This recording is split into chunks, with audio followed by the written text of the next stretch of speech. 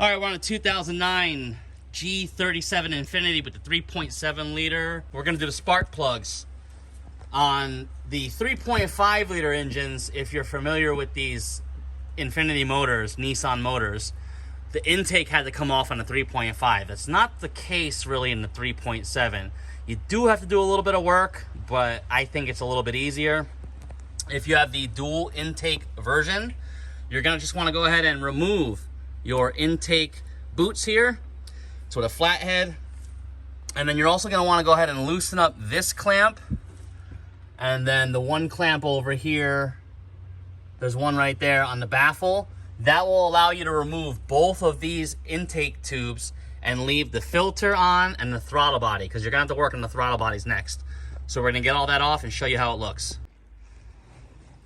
All right, we removed the two intake boots. Gives you kind of an idea. Now you can start to see the coils down there. Same thing on this side. We remove the boot. You can start to see the coils down there. Now we're gonna have to loosen the throttle body and remove it. Those are 5mm Allens, I believe. Let's see here. Yeah, 5mm Allen heads.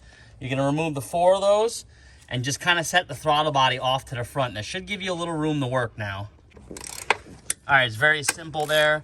We removed the throttle body, took out the gasket. You're gonna reuse that.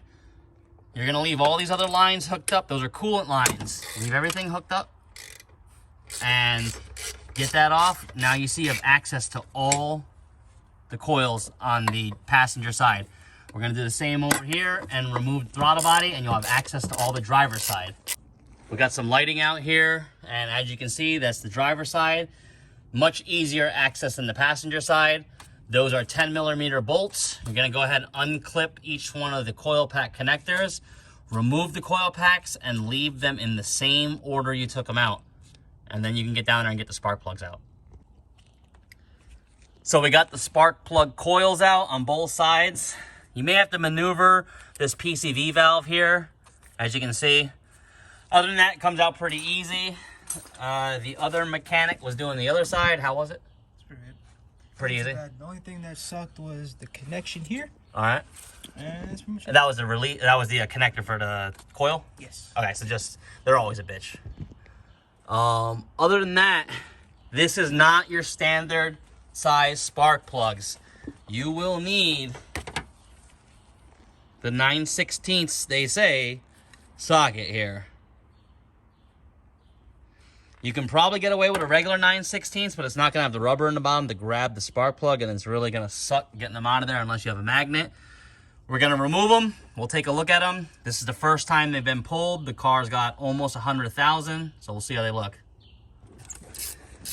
All right, we got the 3 on the passenger side taken out. As you can tell, they're original Densos. It's 100,000 miles. They are a little worn out. A little bit of oil in the cylinder number 4, I believe this is. All the other cylinders were dry. Could mean that the spark plug cylinder hole, or the spark plug hole there where the valve cover gasket is leaking. Don't know. This is a used car. We'll run it again and see.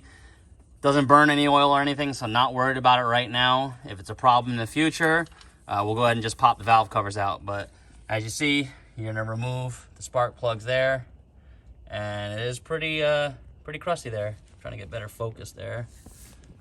There, put your hand under it, like flat. Yeah, there you go. There we go. See, they're a little worn out. I mean, it's not terrible, but you don't want to go any more than 100,000 on these Iridium. You see those white tips there? That's usually indicated of high-speed burning. Usually, highway speed's a little bit faster. So I know the driver likes to drive fast, but we'll get these things switched out. We got the 3 coils back on this side. We're working on this side. As you can see, the throttle body is extremely dirty. That is very common in any of these fuel-injected engines or these aren't direct injected yet, I don't think, but most of the time you're gonna get a lot of carbon buildup on the back side of these throttle plates. Anytime you have it off, it is just a good idea to clean it out, reset all your codes, and you'll be fine. That's what a clean throttle body should look like. And that's how it looks like before you clean it. You can see there, it's a total different color. Okay, we have the car buttoned up here. everything put back in. As you can see, you really only need to remove the throttle body and intake tube to really get down to everything, and maybe this PCV valve or a hose if it's in the way. Everything's back together. Take advantage of cleaning them throttle bodies when it's off. We're gonna go ahead and start it. First, we're gonna clear all the codes if there's any codes. We're gonna start it and see how it runs. All right, we're gonna start the vehicle up and make sure there's no DTCs.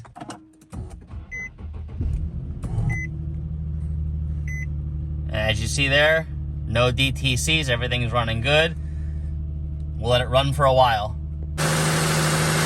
Okay, we got the engine started and running. When you first start it, after cleaning the throttle body, you may get some surging. Give it a couple revs, let it work itself out, and it'll be fine.